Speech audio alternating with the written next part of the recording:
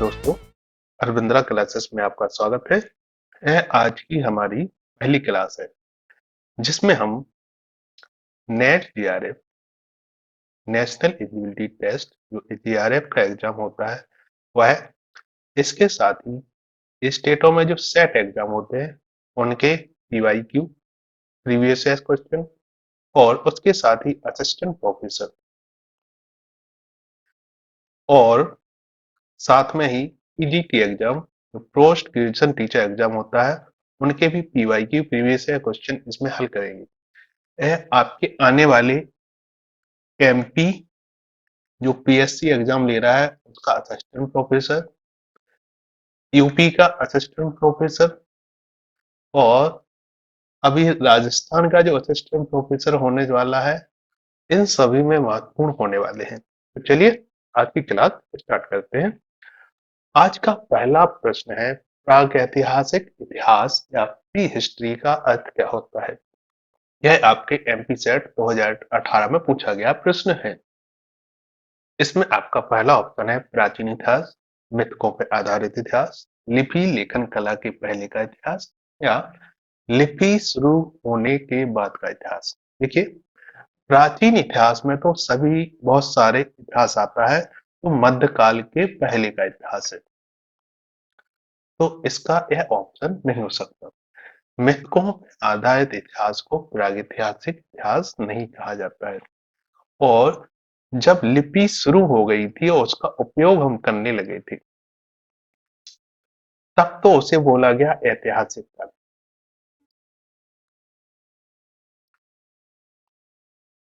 और जब लिपि शुरू हुई और जिसका हम उपयोग नहीं कर पाए, उसे बोला गया है आद्य ऐतिहासिक काल।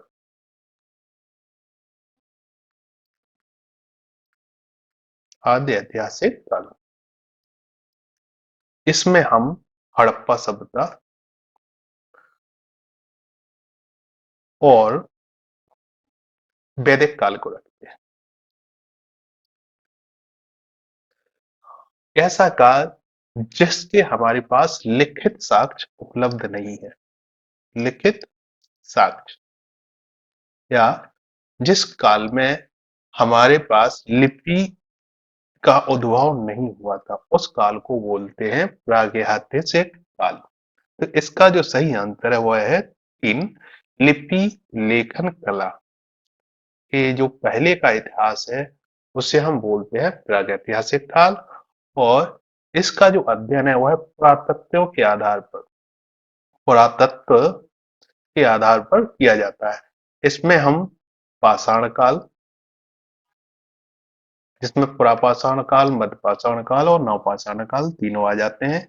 इसके साथ ही महापाषाण काल, महापाषाण काल और इसके साथ ही जो कैलकोलिथिक एज या जिसको बोलेंगे ताम्रपाषाण काल, यह सभी संस्कृतियां आ जाती हैं। तो इसका आंसर हो जाएगा लिपि लेखन कला के पहले का इतिहास प्रागैतिहासिक इतिहास कहलाता है। देखिए, जो इतिहास का अध्ययन है वह 3 तरीके से किया गया है, प्रागैतिहासिक काल, आद्य ऐतिहासिक काल और ऐतिहासिक काल। हम पहले ही कह चुके हैं, जिस कला काल में हमारे पास लिखित साक्ष्य उपलब्ध नहीं है उसे हम प्रागैतिहासिक काल कहते हैं, क्योंकि इस काल में हमारे पास लिखित साक्ष्य उपलब्ध नहीं है। इस काल में स्टोन एज, ब्रॉन्ज एज और आयरन एज को रखते हैं। साथ ही जिस काल में हमारे पास लिखित साक्ष्य तो उपलब्ध हैं, जैसे हड़प्पा कला, लिपि है लेकिन उसे पढ़ा नहीं जा सका, और वैदिक काल जिसमें हमारे पास लिपि नहीं है लेकिन भाषा है, क्योंकि उन वेदों को परिवर्त में सिर्फ मौखिक परंपरा के आधार पर एक पीढ़ी से दूसरी पीढ़ी में स्थानांतरित किया गया, तो इसे बोलते हैं श्रुति साहित्य। श्रुति साहित्य, इस आधार पर हड़प्पा सभ्यता और वैदिक काल को आद्य ऐतिहासिक काल में रखा जाता है। ऐतिहासिक काल वह काल है जिसमें हमारे पास लिपि का विकास हो चुका है, लेखन कला विकसित हो चुकी थी और जिस साक्ष्यों का उपयोग हम इतिहास लेखन में करते हैं उसे बोला जाता है ऐतिहासिक काल। जैसे कौटिल्य का अर्थशास्त्र एक प्राथमिक सोर्स है हिस्ट्री लेखन का। चलिए नेक्स्ट प्रश्न देखेंगे। प्रागैतिहासिक के अध्ययन का विषय क्या है? निरक्षर समाजों का इतिहास, साक्षर समाजों का इतिहास नहीं, ये तो ऐतिहासिक काल है। सभ्य समाजों का इतिहास या नगरीय समाजों का इतिहास। नगरीय समाज मतलब हड़प्पा सभ्यता आ जाएगा और अन्य नगर सभ्यता आ जाएंगी। सभ्य समाजों का इतिहास ये भी नहीं है, तो इसका आंसर हो जाता है ये निरक्षर समाजों का इतिहास। नेक्स्ट देखेंगे। भारत में पूर्व पाषाण कालीन उपकरण, जो पूर्व पाषाण काल है, पुरापाषाण काल के जो उपकरण है वह सर्वप्रथम कहाँ से प्राप्त हुए थे? यह प्रश्न आपका आरपीएससी जो एक पूर्व व्याख्याता परीक्षा है संस्कृत शिक्षा की 2018 में प्रश्न पूछा गया। तो इसका आंसर है पल्लवरम, क्योंकि रॉबर्ट ब्रुसफुट वह पहले विद्वान थे जिन्होंने भारत के पल्लवरम जो मद्रास में पड़ता है वहां से प्रापाषाण काल के सर्वप्रथम उपकरण प्राप्त किए थे। तो इसका आंसर हो जाएगा 3 पल्लवरम। इसके साथ ही मद्रास में अतिरम्पक्कम अतिरम्पक्कम और बदमदुरई या जिसे बोलते हैं बादमदुरई, यहाँ से भी पुरापाषाण काल के उपकरण प्राप्त हुए हैं। नेक्स्ट प्रश्न देखें। देखिए, तो रॉबर्ट ब्रुसफुट हैं, इन्होंने 1863 में मद्रास के पास जो स्थित पल्लवरम है यहाँ से पाषाण काल के सबसे पहले स्थल या पाषाण उपकरण प्राप्त किए थे। 1863 में ही सितंबर में, ये मई 1863 में और 1863 सितंबर में जो रॉबर्ट ब्रुसफुट है इन्होंने और इनके साथ डब्ल्यू किंग ने मद्रास के पास ही अतिरम्पक्कम अतिरम्पक्कम से तथा जनवरी 1864 में फिर से पल्लवरम में कई उपकरण पुरापाषाण काल के ढूंढे थे। इसके साथ ही मद्रास के पास जो बदमदुरई स्थल है यहाँ से भी पुरापाषाण काल के स्थल मिले थे। तो मद्रास के पास 3 स्थल हैं जहाँ पुरापाषाण काल के स्थल हमें या उपकरण देखने को मिलते हैं। पहला है पल्लवरम, इसको हमें याद रखना है। सर्वप्रथम यहीं पर पाषाण काल के उपकरण हमें मिलते हैं और जिनको 1863 में रॉबर्ट ब्रुसफुट ने खोजा था। इसके बाद यहाँ पर जो दूसरा स्थल है वह है अतिरम्पक्कम। इसको खोजा था रॉबर्ट ब्रुसफुट और साथ ही डब्ल्यू किंग ने। और मद्रास के पास जो तीसरा स्थल है वह है बादमदुरई। तो इन तीनों स्थलों को हमें याद रखना है। अगला प्रश्न है कितनी वेदिकाएं सोहन संस्कृति स्थल से प्राप्त हुई हैं? देखिए, यह जो सोहन स्थल है या सोहन संस्कृति है यह पाषाण काल निम्न पुरापाषाण काल निम्न पुरापाषाण काल का स्थल है, जो कि जो उत्तरी क्षेत्र इंडिया का उत्तरी पश्चिमी क्षेत्र वहां पर सोहन संस्कृति पाई गई है। और यहाँ पर 5 वेदिकाएं सोहन संस्कृति से मिली है। उत्तरी क्षेत्र जो शिवालिक वाला क्षेत्र है, जो सोहन नदी, जो सिंधु की सहायक नदी है सोहन, उस नदी घाटी में जो कोटबाट पठार है या शिवालिक की जो पहाड़ियां हैं वहां पे मिलता है। जो सोहन घाटी है वह एक करेवा स्थल है। कैसा? करेवा, क्योंकि ये नदी घाटी में पड़ता है, नदी घाटी के बीच में। नदी घाटी में जो स्थल पड़ता है उसे बोलते हैं करेवा, नॉर्थ इंडिया में। सोहन घाटी से हमें कितनी वेदिकाएं प्राप्त होती हैं? 5 वेदिकाएं। 1928 में डीएन बाडिया ने सोहन घाटी का सबसे पहले उत्खनन किया था। तो डीएन वाडिया को ही यहाँ का सोहन घाटी का पितामह कहा जाता है। तो 1928 में डीएन वाडिया ने सोहन घाटी का सबसे पहले उत्खनन किया, इसी कारण इन्हें सोहन घाटी का पिता कहा जाता है। 1930 में केआरी टॉड ने सोहन घाटी का एक और स्थल है पिंडगेप, इसका उत्खनन किया था। तो हमें याद रखना है सोहन घाटी के दो प्रमुख स्थल हैं, एक है पोटवार पठान में सोहन घाटी और दूसरा स्थल है सोहन घाटी में पिंडीखेप। 1935 में यहाँ पर प्रमुख उत्खनन हुआ, जिसको एल कैम्ब्रिज दल, एक कैम्ब्रिज अभियान दल आया, उसने यहाँ पर प्रमुख उत्खनन किए, जो कश्मीर घाटी से पाकिस्तान का जो सॉल्ट रेंज है वहां तक इन्होंने उत्खनन किए थे। यह एक महत्वपूर्ण स्टडी रही है, तो इसको भी आपको याद रखना है। सोहन घाटी में एल कैम्ब्रिज दल अभियान ने निम्न प्रापाषाण काल का जो स्थल है उत्तरी क्षेत्र में भारत के शिवालिक वाला एरिया है सोहन घाटी, वहां का अध्ययन किया था। कैम्ब्रिज अध्ययन दल ने जो कश्मीर घाटी से पाकिस्तान के सॉल्ट रेंज तक यहाँ तक एक विस्तृत सर्वेक्षण इन्होंने किया था। नेक्स्ट प्रश्न देखेंगे, भारत में सोहन संस्कृति किस युग से संबंधित है? तो हमने देखो अभी देखा था यह निम्न प्रापाषाण काल से संबंधित है, तो इसका आंसर हो जाएगा निम्न प्रापाषाण काल चौथा, निम्न प्रापाषाण काल युग से। नेक्स्ट क्वेश्चन है, अधोलिखित जो जो नीचे लिखे हैं इनमें से कौन से विशुद्ध प्रापाषाण काल के उपकरण हैं? हस्तकुठार, बिदारणी, बेदनी या क्वार्ट्ज ब्लेड? देखिए जो ब्लेड उपकरण है यह आपके नवपाषाण काल के हैं, नवपाषाण काल। और जो हैंड एक्स हैं, हैंड एक्स जिसे हस्तकुठार और क्लेवर है जिसे बेदारनी बोलते हैं, यह निम्न पुरापाषाण काल, निम्न पुरापाषाण काल, निम्न पुरापाषाण काल के उपकरण हैं।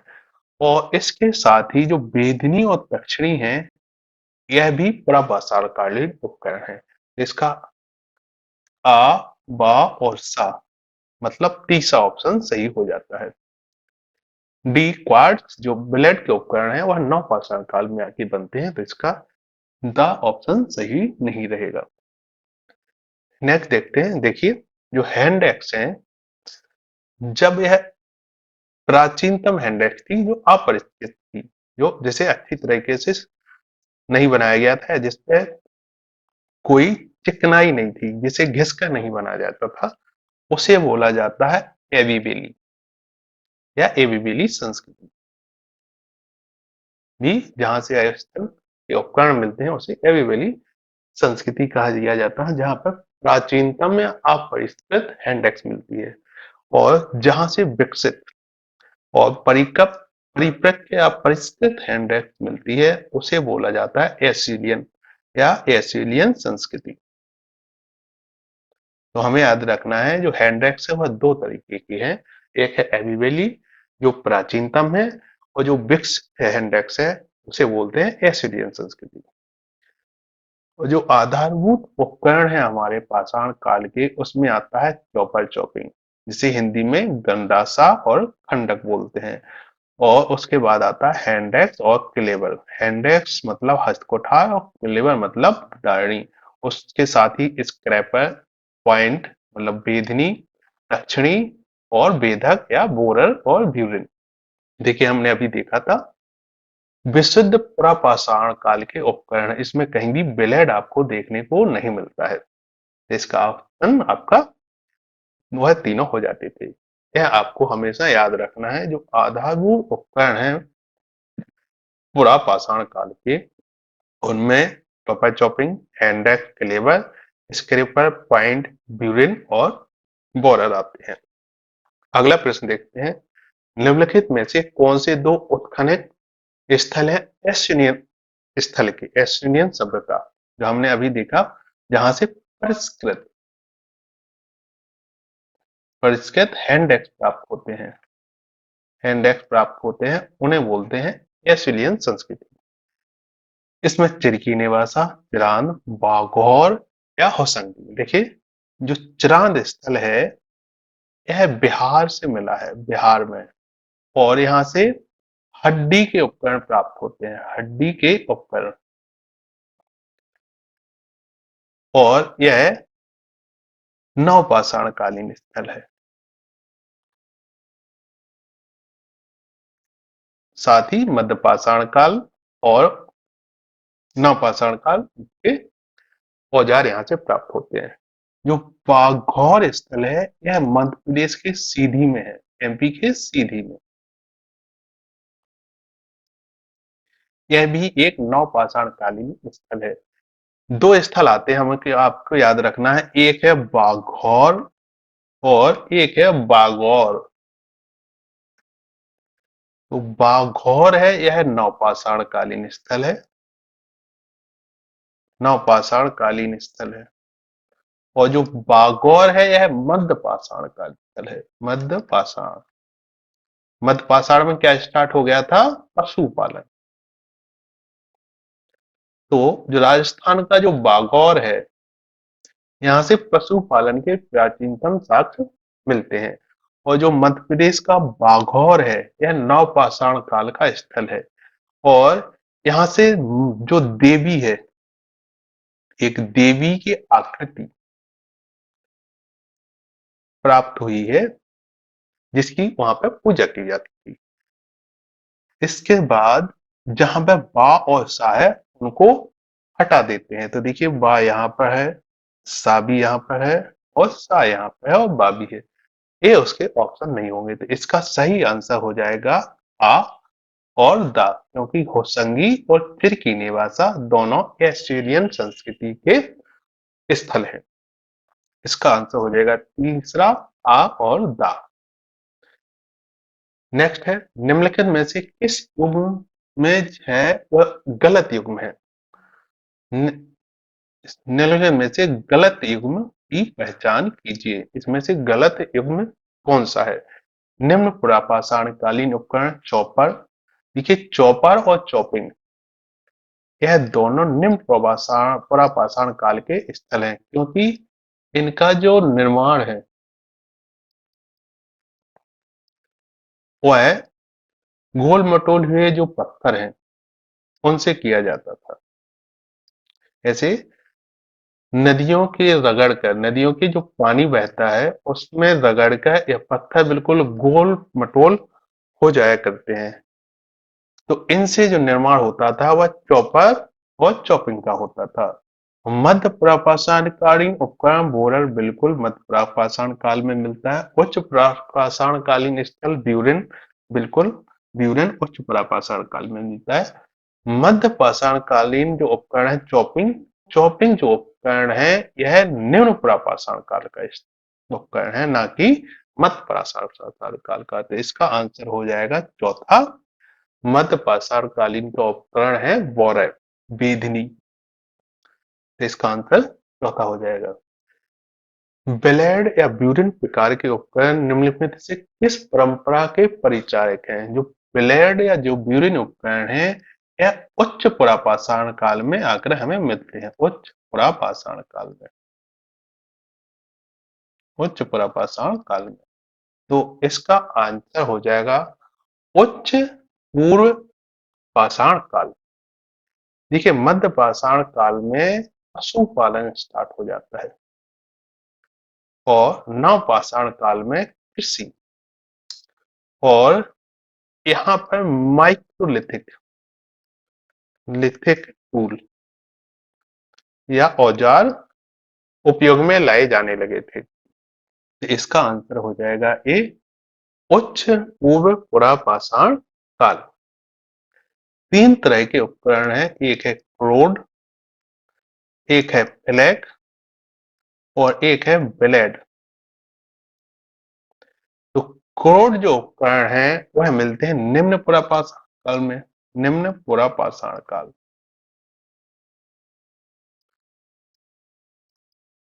और जो फ्लैग उपकरण है वह मिलते हैं मध्य पुरापाषाण काल, मध्य पुरापाषाण काल में।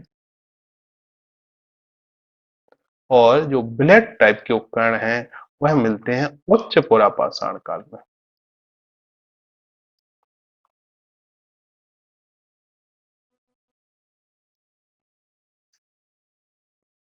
इसका आंसर हो जाएगा ए, उच्च पूर्व या उच्च पुरापाषाण काल।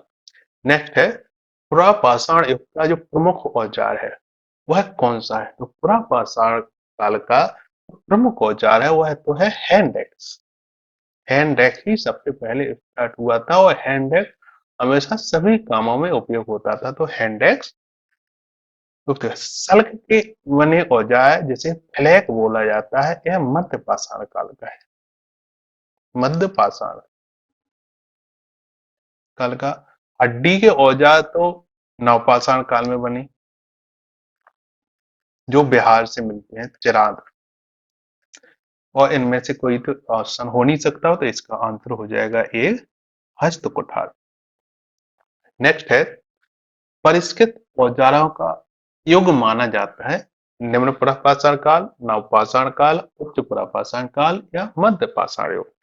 तो इसका जो ऑप्शन है वो है 3, उच्च पुरापाषाण काल। ये गलत लिख गया है, यहाँ 2 यहाँ 3। उच्च पुरापाषाण काल क्योंकि निम्न, मध्य और उच्च जो पुरापाषाण काल है इनमें ही हमें औजार मुख्यतः देखने को मिलते हैं। निम्न पुरापाषाण काल इसमें क्रोड उपकरण देखने को मिलते हैं। मध्य पुरापाषाण काल में जहां फ्लैक उपकरण और उच्च पुरापाषाण काल में ब्लेड उपकरण, ब्लेड टाइप के उपकरण देखने को हमें मिलते हैं। तो निम्न पुरापाषाण काल, नव पुरापाषाण काल या उच्च पुरापाषाण काल में परिष्कृत जो औजार हैं वह देखने को मिलते हैं हमें उच्च पुरापाषाण काल में। जो नवपाषाण युग है वहां पर कृषि मानव के द्वारा स्टार्ट कर दी गई थी, और जो मध्य पाषाण काल है इसमें पशुपालन मानव के द्वारा स्टार्ट कर दिया गया था, इसकी शुरुआत कर दी गई थी। इसका आंसर हो जाएगा तीसरा, उच्च पुरापाषाण काल। हस्तकुठार उपकरण निम्नलिखित में से किस विधि का उपकरण था?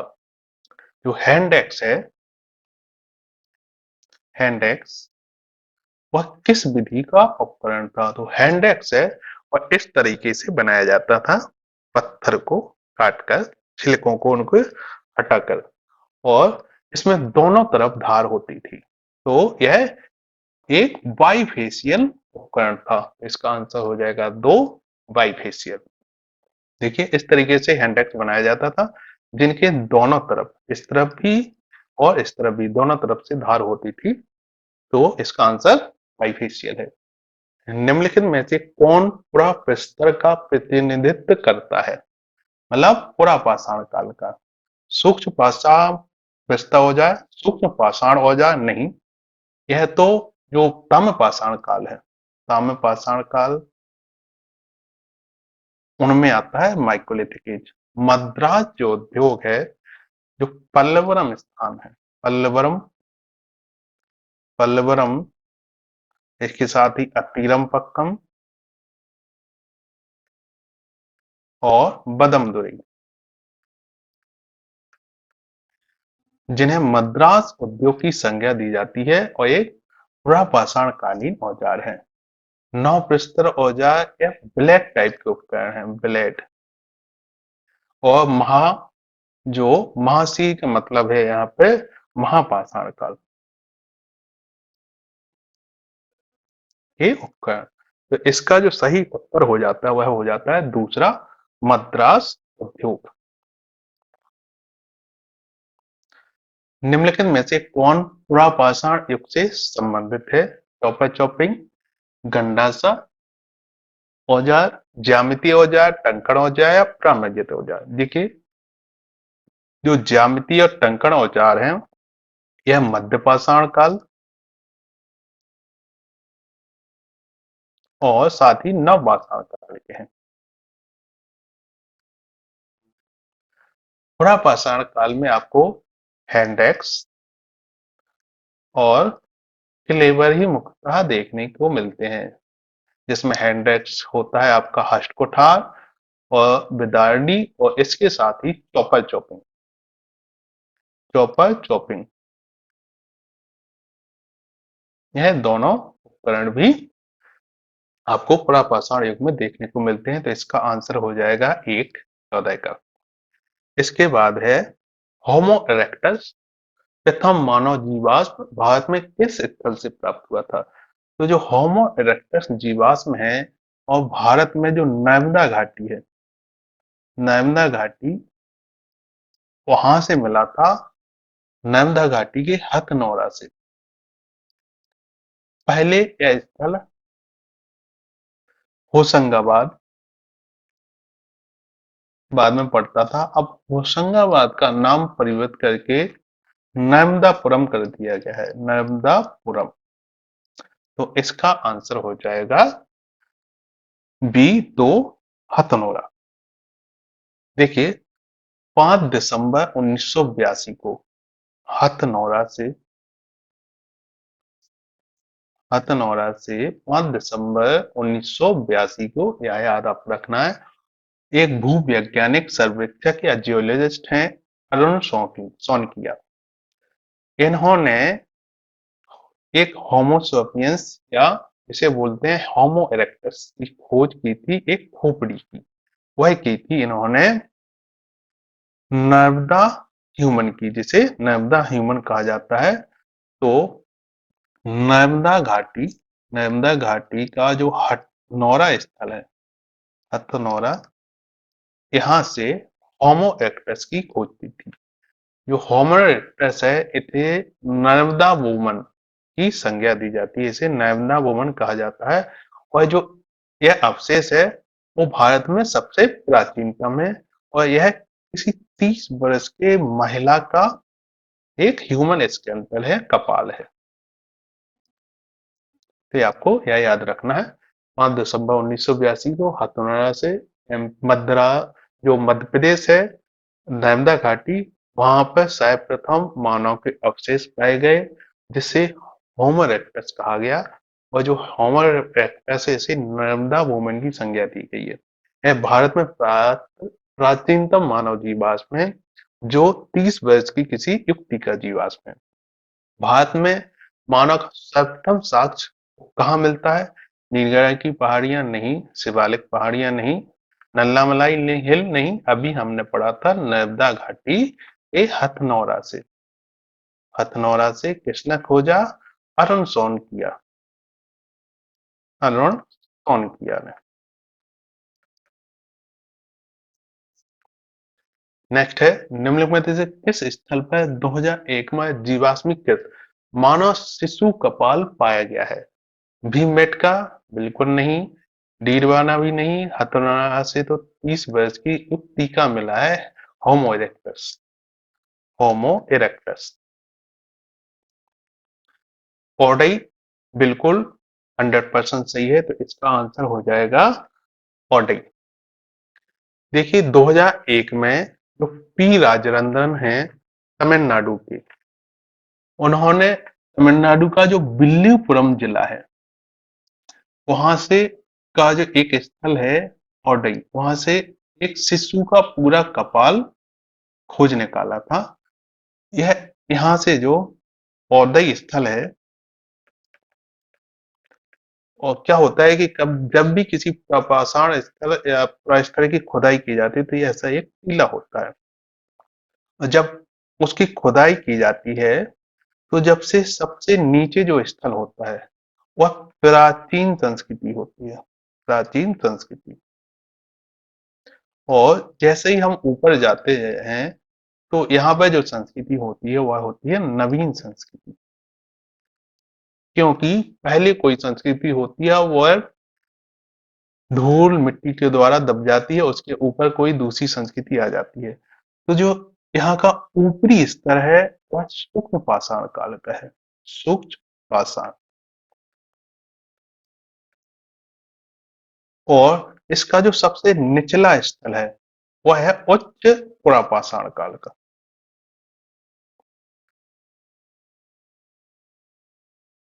तो इसका मतलब है यह स्कल है जो है इस बच्चे का, या तो वह सूक्ष्म पाषाण काल का है या उच्च पुरापाषाण काल का। तो हमें याद रखना है 2001 में पी राजेंद्रन ने तमिलनाडु का जो विल्लुपुरम जिला है उसका वहां का एक स्थल है उदई, वहां से एक शिशु का पूरा कपाल खोज निकाला है जो या तो सूक्ष्म पाषाण युग का है या उच्च प्रापाषाण काल का है। नेक्स्ट है, निम्नलिखित में से किस स्थल पर मानव जीवाश्म प्रापाषाणकालीन औजारों के साथ स्वस्थान मानव वहां पर पाया गया है? तो इसका आंसर है भाई हथौनारा। यहाँ से यहाँ के प्राजीवाश्म के साथ ही इनके औजार भी प्राप्त होते हैं। तो इसका आंसर हो जाएगा 4।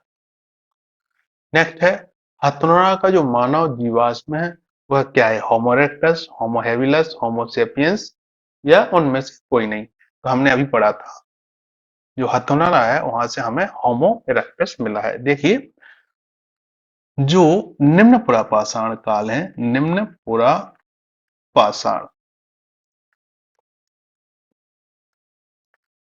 इसमें हमें दो मानव जीवाश्म प्राप्त होते हैं जिसमें आता है होमो इरेक्टस और इसके साथ आता है होमो हेबिलस। होमो हेबिलस, जो होमो इरेक्टस है इसने अग्नि का आविष्कार किया था। सबसे पहले अग्नि का आविष्कार, और यह सीधा चलने वाला पहला मानव कपी था, सीधा चलता था। ठीक है, या इसे खड़ा मानव भी बोला जाता है। इसके बाद आता है हमारा मध्य पाषाण काल, मध्य पुरा पाषाण काल। इसमें आता है होमो लिएंडरथल, होमो या लिएंडरथल, लिएंडरथल मानव। और इसके बाद आता है उच्च पुरा पाषाण काल।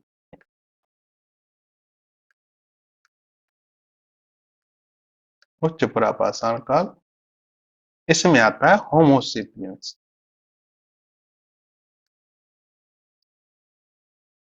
और वो जो हमारा लिएंडरथल मानव है और जो होमो हेबिलस मानव है, इसके बीच में आता है हमें ऑस्ट्रोलोपिथिकस, ऑस्ट्रेलोपिथेकस, यह मानव मिलता है। तो हमें याद रखना है निम्न प्रपाषाण काल में मिलते हैं होमो इरेक्टस और होमो हेबिलस। होमो हेबिलस को कहा जाता है कारीगर मानव, कारीगर मानव, क्योंकि इसी ने ही सर्वप्रथम औजार बनाए। सर्वप्रथम औजारों का निर्माण होमो हेबिलस ने किया था।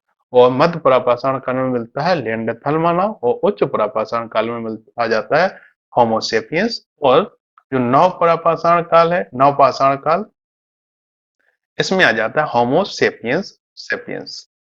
तो इसका आंसर हो जाता है ए आपका होमो इरेक्टस। नेक्स्ट है, निम्न में से कौन सा मानव का प्रकार निम्न प्रापाषाण संस्कृति से जुड़ा है? देखिए हमने अभी पढ़ा था निम्न प्रापाषाण काल में हमें मिलते हैं होमो इरेक्टस और होमो हेबिलस। तो होमो इरेक्टस भी इसका सही है और होमो हेबिलस भी सही है। तो लेकिन होमो लेंडरथल मानव और ग्रीमाल्डी यह दोनों हमें निम्न प्रापाषाण काल में मिलते हैं। तो इसके दोनों ऑप्शन 1 और 2 दोनों सही है। नेक्स्ट है, निम्नलिखित प्रापाषाण स्थलों को तिथि क्रम के अनुसार व्यवस्थित कीजिए। देखिए हमें देखना सबसे प्राचीन तिथि किसकी है, तो हमें पहले ही देखते हैं जो अतिरम पक्कम है, यह मद्रास संस्कृति का है, तो यह एक प्राचीनतम है। अब देखना है बा सबसे पहले, यही ऑप्शन मिल गया बा। दूसरा, इसके बाद देखते हैं ईसाम पर, बिल्कुल ज्वालापुरम नवीनतम स्थल है, तो ये तो बाद में आना चाहिए, बिल्कुल सही है। तो इसका आंसर हो जाएगा 2। नेक्स्ट है, ईसामपुर पत्थर के औजारों का निर्माण किस प्रांत में हुआ? उत्तर प्रदेश, बंगाल, कर्नाटक या आंध्र प्रदेश? तो इसका आंसर है कर्नाटक। कर्नाटक में एक जगह है गुलबर्गा, गुलबर्गा डिस्ट्रिक्ट है, यहाँ पर स्थल पाया जाता है ईसामपुर, ईसामपुर। यहाँ से पत्थर के औजारों के निर्माण का केंद्र हमें प्राप्त होता है। देखिए, कर्नाटक में लाखामपुर, अनागवाड़ी, यदुरवाड़ी, एदियापुर और ईसामपुर यह प्रमुख स्थल है। दक्षिण में आंध्र प्रदेश में ज्वालापुरम, प्रकाशम, गिल्लूर, नेल्लौर तथा करीमपुर। तमिलनाडु में हमने देख लिया पल्लवम, अतिरम्पक्कम, बादमदुरई, मनाजकारन और चिंगलपेट। उत्तर भारत जो है हमारा, उत्तर भारत का जो गंगा घाटी का क्षेत्र है और दक्षिण में जो केरल है, इसके जो अधिकांश भाग हैं इनको छोड़कर जो निम्न पुरापाषाण निम्न पुरापाषाण काल के जो उपकरण हमें दो स्थलों से नहीं प्राप्त होते हैं, वह एक तो होता है गंगा घाटी का क्षेत्र, गंगा घाटी, और दूसरा है केरल। इन दो स्थलों से निम्न पुरापाषाण काल के स्थल हमें देखने को नहीं मिलते हैं।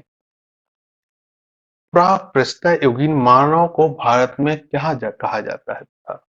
क्वाटराइट, पाषाण युग का मानव, आदि मानव या आधुनिक मानव। देखिए, जो पुरापाषाण युग का जो मानव है उसे भारत में क्वाटराइट मैन बोला गया है। क्वाटराइट मैन,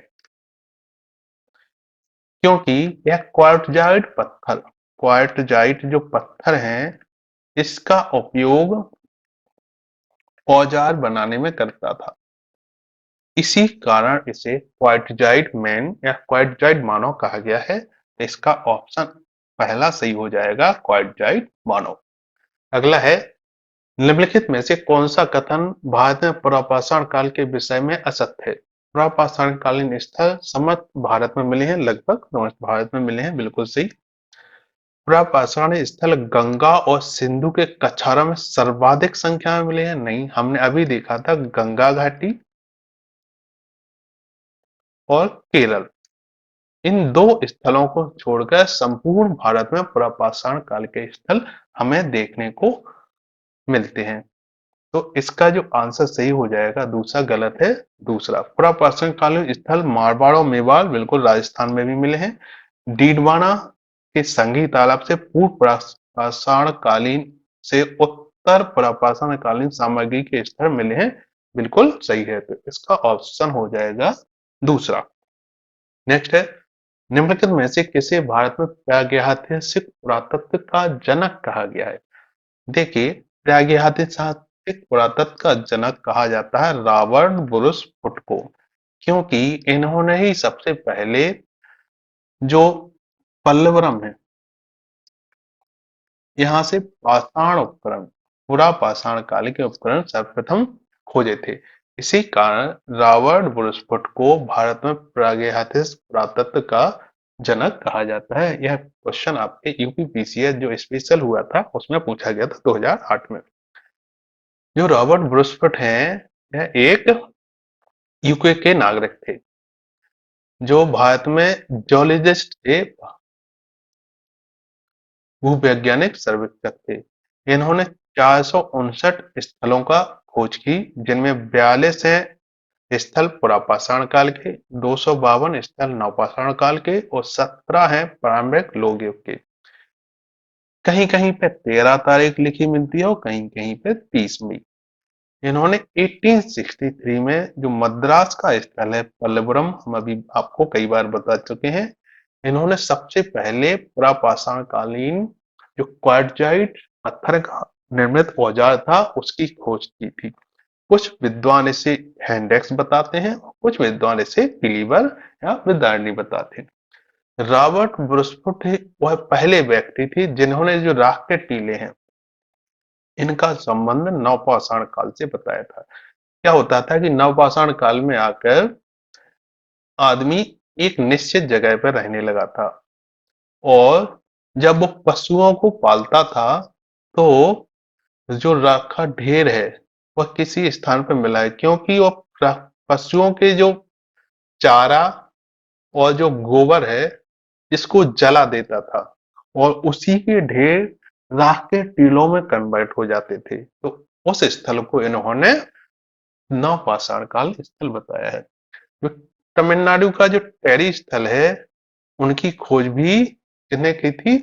रॉबर्ट ब्रुसफुट ने। और बिलासपुर गांव की जो गुफाओं का उत्खनन भी रॉबर्ट ब्रुसफुट ने किया था। इसको आपको अच्छे से एक बार देख लेना है, यह इंपॉर्टेंट है। नेक्स्ट है, नीचे दो कथन दिए गए हैं, एक को कथन आ तथा दूसरे को कारण बा कहा गया है। कथन आ है, निम्नलिखित लोग पहाड़ी प्रदेशों से दूर अपने रहने के ठिकाने बना चुके थे। दूसरा है, निम्नलिखित युग निम्नलिखित युग के जो लोग हैं वो पत्थर से बने उपकरण और शस्त्र पर पूरी तरह निर्भर थे। देखिए, जो निम्नलिखित है या नवपाषाण काल, नवपाषाण काल वह मुख्यतः पूरी तरह से पत्थर के बने उपकरण का ही उपयोग करते थे, क्योंकि उस तरह कोई धातु नहीं थी, धातु का उपयोग तो नहीं होता था।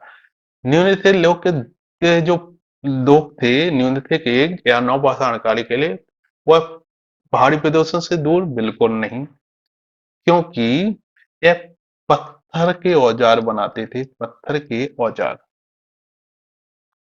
और पत्थर के औजार बनाने के लिए यह पहाड़ी क्षेत्रों से दूर, पहाड़ी क्षेत्रों से दूर तो बिल्कुल नहीं बसे थे, बल्कि उनके किनारों पर ही रहते थे। तो आ तो बिल्कुल गलत है, लेकिन बात सही है, तो इसका आंसर हो जाएगा 4। नेक्स्ट है, आदिम मानव द्वारा सीखा गया पहला विषय क्या है? चक्र का निर्माण? नहीं, ये तो ताम्रपाषाण काल या नवपाषाण काल या ताम्रपाषाण काल में आकर स्टार्ट होता है, जब वह चाक की मदद से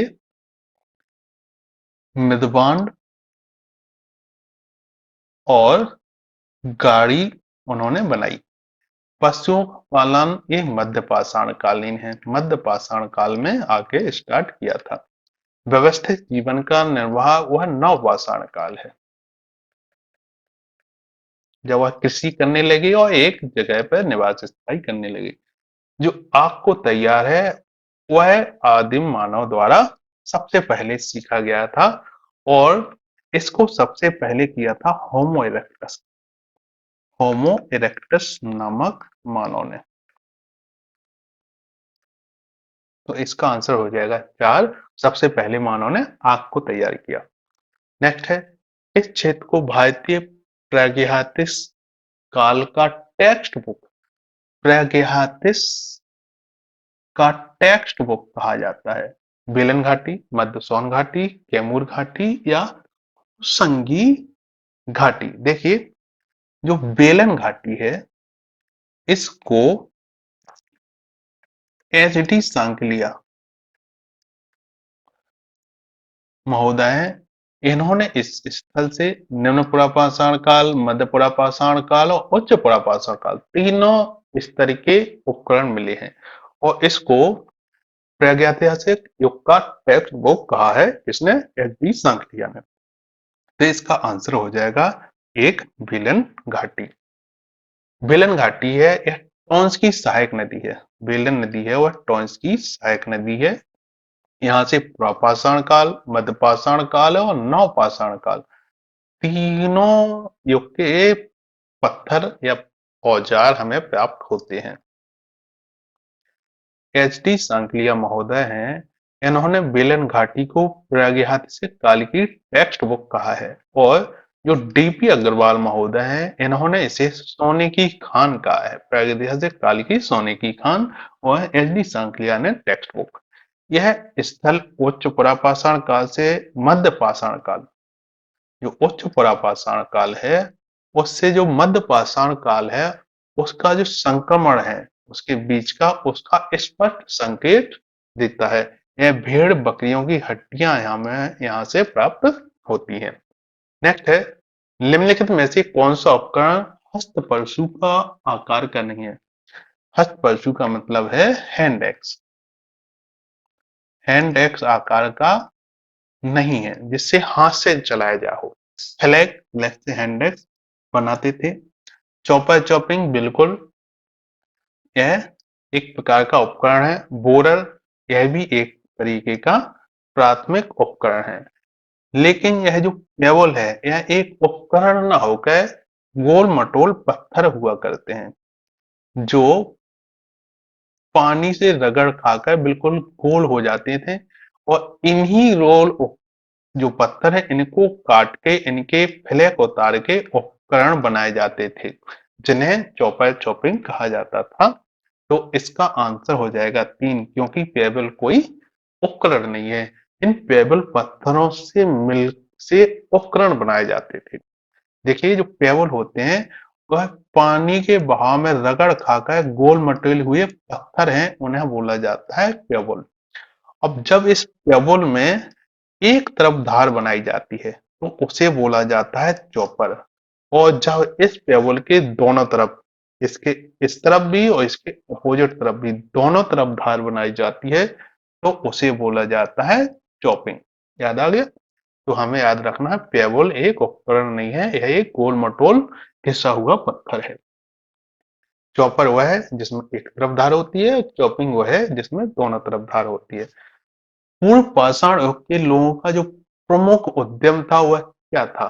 कृषि मध्य पाषाण काल में आई। कृषि, सॉरी, नवपाषाण काल में, नवपाषाण। पशुपालन मध्य पाषाण काल में आया। तो शिकार इनका प्राथमिक उद्यम था पूर्व पुरापाषाण काल या उच्च पुरापाषाण काल के लोगों का। तो इसका आंसर हो जाएगा 1। नेक्स्ट है, अधोलिखित जो नीचे लिखित संस्कृतियां हैं, में कौन पाषाण युगीन संस्कृति नहीं है? सोहन, सोथी, मद्रासियन या विंध्यन?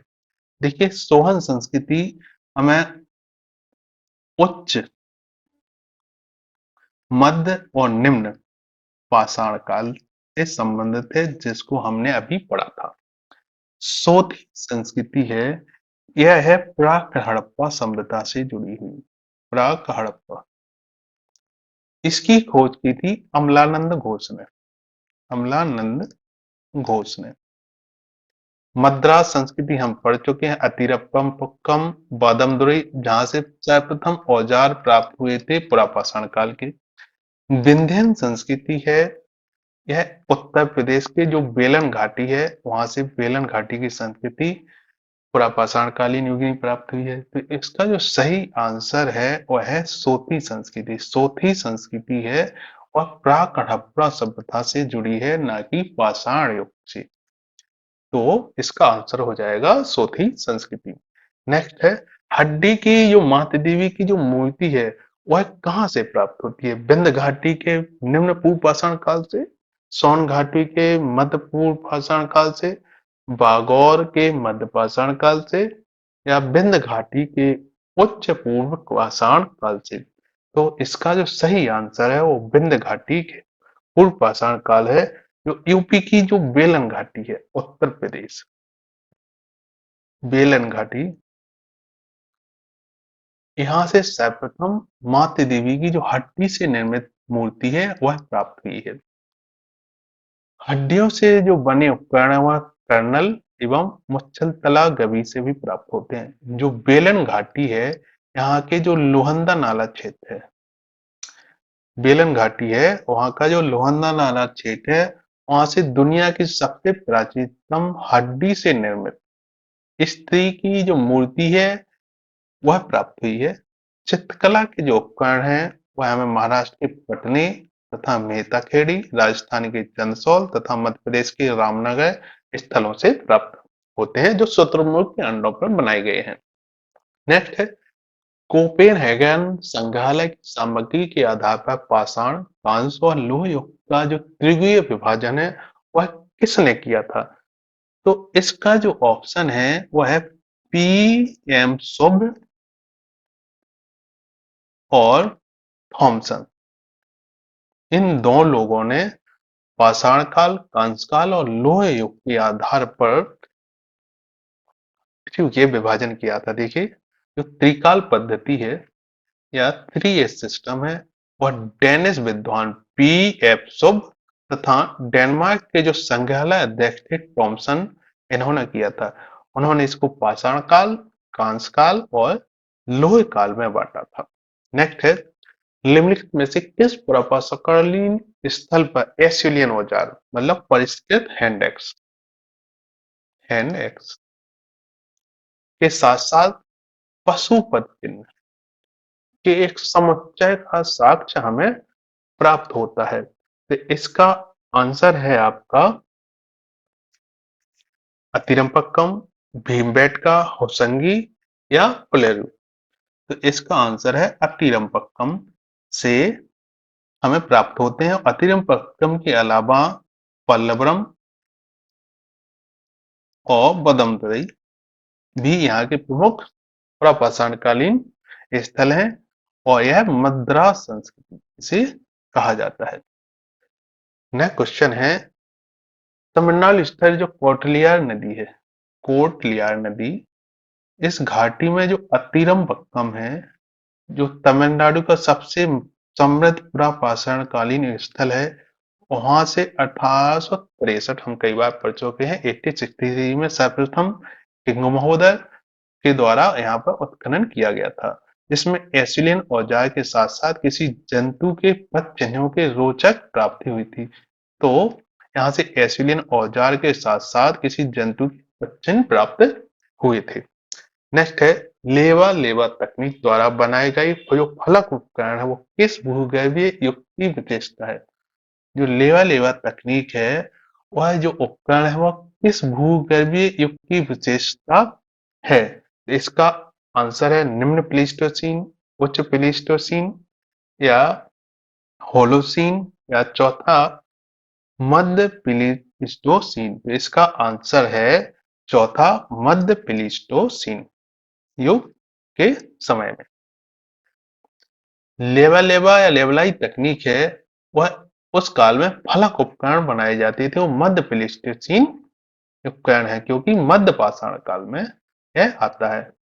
लेवल तकनीक जो है वो सर्वप्रथम पेरिस में प्राप्त हुई थी, इसी कारण इस जगह के नाम पर इसको लेवा लेवा तकनीक कहा जाता है, जहां से फ्लिंट पत्थरों के पाषाण कालीन औजार हमें मिलते हैं। पाकिस्तान से प्राप्त जो सोहन घाटी है, सोहन नदी की घाटी, वहां से भी लेवा लेवा तकनीक के उपकरण हमें देखने को मिलते हैं। निम्नलिखित में से पूर्व प्रापाषाण काल से कौन संबंधित है? खड़ा मानव, नेanderthal मानव, बुद्धिमान मानव या अति बुद्धिमान मानव? देखिए, खड़ा मानव या होमो इरेक्टस। नेanderthal जो मानव है यह मध्य पुरापाषाण काल का है, मध्य पुरापाषाण। और जो बुद्धिमान मानव है और जो अति बुद्धिमान मानव है और जो उच्च प्रापाषाण काल या नवपाषाण काल में हमें देखने को मिलते हैं। तो जो खड़ा मानव है या जिसे होमो इरेक्टस कहा जाता है वह पूर्व पुरापाषाण काल का है, तो इसका आंसर हो जाएगा एक खड़ा मानव। नेक्स्ट, निम्नलिखित में से कौन सा पूर्व पुरापाषाण युग से संबंधित है? होमो हैबिलस, होमो सेपियंस नहीं, होमो सेपियंस पुरापाषाण काल का, होमो सेपियंस नहीं है, ऑस्ट्रोलॉइड भी नहीं है, तो इसका आंसर हो जाएगा होमो हैबिलस। यह सबसे पहले हाथों का उपयोग किया गया, इसके द्वारा हाथों का उपयोग किया और इसने सर्वप्रथम औजार बनाए थे, इसी कारण से कारीगर मानव भी कहा जाता है, कारीगर मानव। नेक्स्ट है, निम्नलिखित में से कौन सा पूर्व प्रापाषाण से संबंधित है? आयतन, त्रिकोण, उपता, हस्तकुठा या एसिलियन? जो एसिलियन उपकरण है, एसिलियन एक्स है परिष्कृत हैं, वो पूर्व पुरापाषाण काल से संबंध है। आयतन, त्रिकोण ये मध्यपाषाण काल और नवपाषाण काल से रिलेटेड है। उपयोग हस्तकुठा बिल्कुल नहीं, तो इसका आंसर हो जाएगा 4 एसिलियन हस्तकुठा, एसिलियन संस्कृति। नेक्स्ट है, निम्नलिखित में से कौन से उपकरण नव पुरापाषाण युग के अभिलक्षण है? जो निम्न प्रवासन में है, जो चॉपर चॉपिंग और पेबल जो उपकरण हैं, जो हैंड एक्स हैं, वह आपको निम्न प्रवासन काल में देखने को मिलते हैं। लेकिन जो ब्लेड ऑफ यूरिन है, ये उच्च पुरापाषाण काल के। पुरा पुठार और पालेसुई हस्त पुठार बिल्कुल नहीं। त्रिभुजाकार मध्यपाषाण काल से रिलेटेड है, इसका आंसर हो जाएगा ए गंडासा और खंडक या चौपर चॉपिंग। जो निम्न प्रपाषाणिक युगीन के जो उपकरण है वो पेबल बटिकास में जो पेबल उपकरण है उसमें चॉपर चॉपिंग आता है और एसिलियन जो उपकरण है उसमें हैंड एक्स और क्लीवर आते हैं और खरेचनी आती है। किस उच्च प्रापाषाण कालीन और स्थल से मनके के रूप में कला के साक्ष्य हमें प्राप्त होते हैं, तो वह मिलते हैं पटने से, पटने नामक स्थल से। नेक्स्ट है, भाईदेव पुरापाषाण काल के संबंध में निम्न में से कौन सा कथन सत्य है? रॉबर्ट बुशबर्ग ने सितंबर 1863 में पुरापाषाण कालीन उपकरणों की खोज की थी, बिल्कुल सही है। इस काल में लघु पाषाण औजार माइक्रोलिथिक टूल पुरापाषाण काल में नहीं मिलते हैं, यह मध्य पाषाण काल में मिलते हैं। ब्लेड या बाग उपकरण का औजार इस काल की विशेषता है? नहीं, यह उच्च पुरापाषाण काल में आके मुख्य विशेषता इसकी है।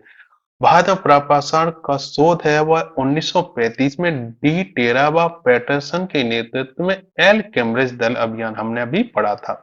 इन्होंने भारत से पाकिस्तान का जो सॉल्ट रेंज है यहाँ तक का विस्तृत सर्वेक्षण किया था, तो इसका आंसर पहला भी सही है और डी भी सही है, तो ए और डी। तो इसका आंसर हो जाएगा तीसरा आ और दा। नेक्स्ट है, निम्नलिखित में से कौन राजस्थान का निम्न पुरापाषाण कालीन पुरास्थल नहीं है? देखिए, सिंधी तालाब, डिडवाना झील और जायल, यह तीनों स्थल राजस्थान में पाए जाते हैं, लेकिन जो बेसनगर है यह विदिशा में मिलता है, जो मध्य प्रदेश में पड़ता है, तो इसका आंसर हो जाएगा ए, बेसनगर राजस्थान में स्थित नहीं है। जो पश्चिमी क्षेत्र है जो राजस्थान का, वहां से जायल, अमरापुर, डिडवाना और सिंधी तालाब यह स्थल पाए जाते हैं। हथौड़ा प्रतिरूप निम्न में से किससे संबंधित है? जो हथौड़ा है वह किससे संबंधित है? होमो हेबिलस, होमो सेपियंस, होमो नेanderthal, तो होमो हेबिलस से रिलेटेड नहीं है, होमो सेपियंस से भी नहीं है, नेanderthal मानव भी नहीं है, यह एक होमो इरेक्टस मानव है, इसे बोला जाता है खड़ा मानव। इसी ने सबसे पहले आग का आविष्कार किया।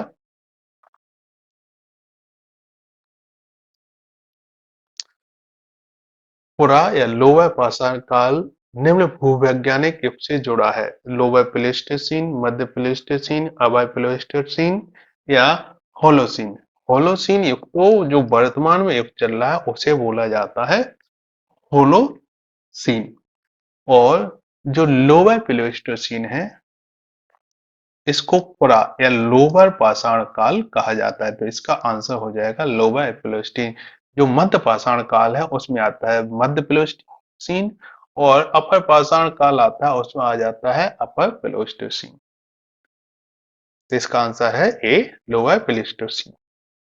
देखिए, जो मानव की विकास है वह जो उसकी आरंभ व्यवस्था है वह प्लीस्टोसीन युग में या अत्यंत न्यूनतम युग से संबंधित है। इस टाइम पर वह क्रोड उपकरण सबसे पहले बनाता था, जिसमें हैंडेक्स, चॉपर और चॉपनी या क्लेवर हैं। चॉपर चॉपिंग जो उपकरण है जिन्हें प्रबल संस्कृति बोला जाता है वह सोहन संस्कृति है, और जो हैंडेक्स संस्कृति है जिसे एसिलियन संस्कृति बोला जाता है, यह एसिलियन संस्कृति है। यह दोनों जो हैं वह उप संस्कृतियां हैं इसकी निम्न प्रपाषाण कालीन। देखिए, आज के लिए इतना ही। नेक्स्ट क्लास बहुत जल्दी आएगी, इसकी पीडीएफ आपको टेलीग्राम चैनल पर भी मिल जाएगी।